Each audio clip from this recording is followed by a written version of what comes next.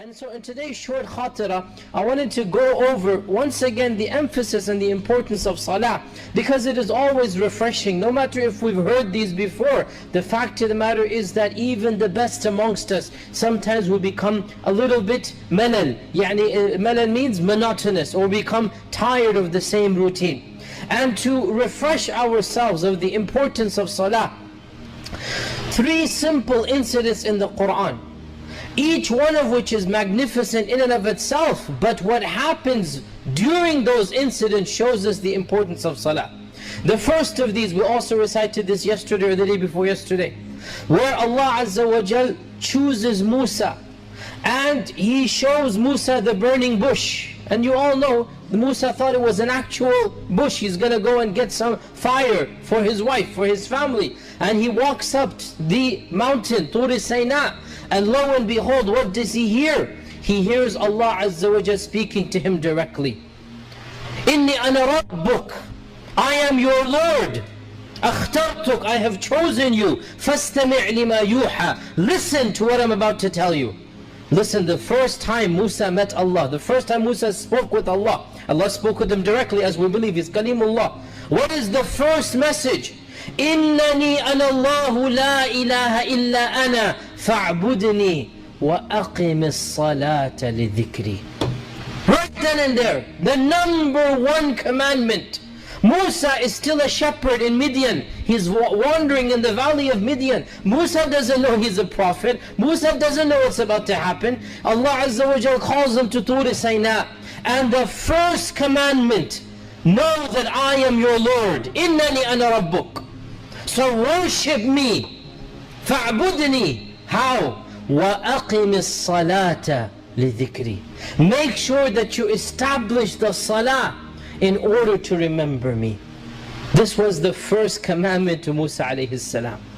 Our Prophet Muhammad sallallahu alayhi wasallam, we all know that there was only one time in his entire life where he was taken up to a divine audience with Allah subhanahu wa ta'ala, where for a reason that he didn't understand at the time, Allah Azza wa Jal called him up to have a meeting with him, a divine meeting.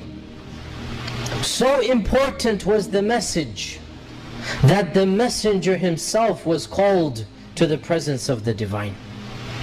No other commandment in our religion, brothers and sisters, no other commandment was revealed in a manner that the messenger is brought up. No. Every other commandment comes down through Jibreel. The command to fast came down. Oh, you will believe fasting is prescribed. Jibreel brought it down. The commandment to give zakah, the commandment to do this and do that, the commandment for property and orphans, the commandment for this and that, the whole Quran comes down. There's only one commandment that was so important, the messenger is called up. There's a direct message to be given to you.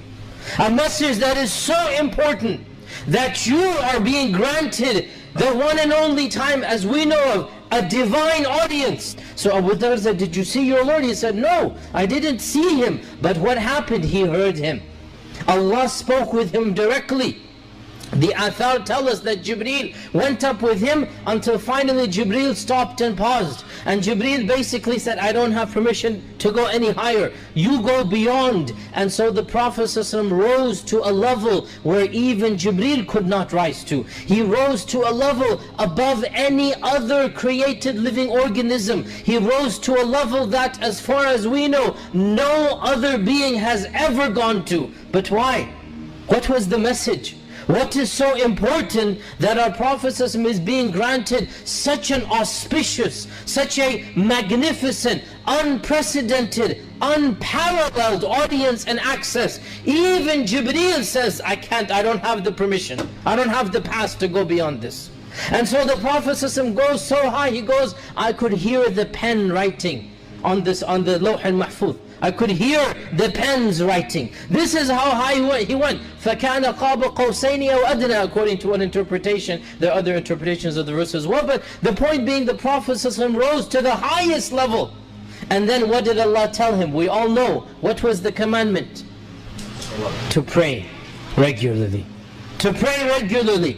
And we all know that initially Allah Azza wa Jal said to pray 50 times a day. And Allah willed that the Prophet ﷺ go back down and meet Musa alayhi salam. And Musa stopped him and say, what did Allah tell you to do? And he said to pray 50 times a day. And Musa said, I have more experience than you.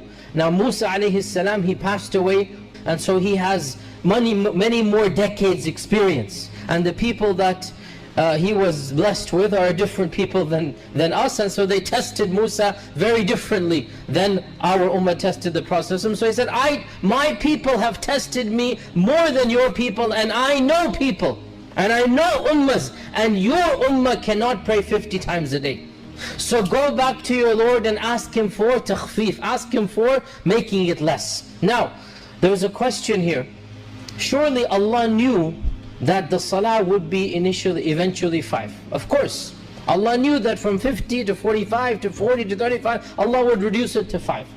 So why go through the whole up and down and up and down? Why go through the whole thing? What's the wisdom behind it? There's two wisdoms. The first of them, we learn directly from the Hadith Qudsi, that Allah Azza wa Jal Himself says, that when the Prophet came back down and Musa said, go back up, he went back up, go back down, literally at least 10 times going back and forth, until finally the Prophet, when it reached 5, he said, Ya Musa, أنا أستحييت من ربي, I have haya from my Lord. How many times can I go back and forth, back and forth? I have haya, I cannot go back now. How many times can I go back? And right when he said this, they both heard Allah's voice, because the both of them are Kalimullah, and the both Allah has spoken to. And Allah Azza wa Jal said that this is my decree, meaning even if you had come, it would not have gone back down. And it's so willed that the Prophet ﷺ, right when Allah's decree was it would be 5, that's when he himself stopped going. This is my decree, it is 5, but it shall be written as 50. This is the first wisdom, meaning people will get the reward of having prayed 50 times a day, even if they pray 5 times a day. People will get the reward of having prayed 50 times a day.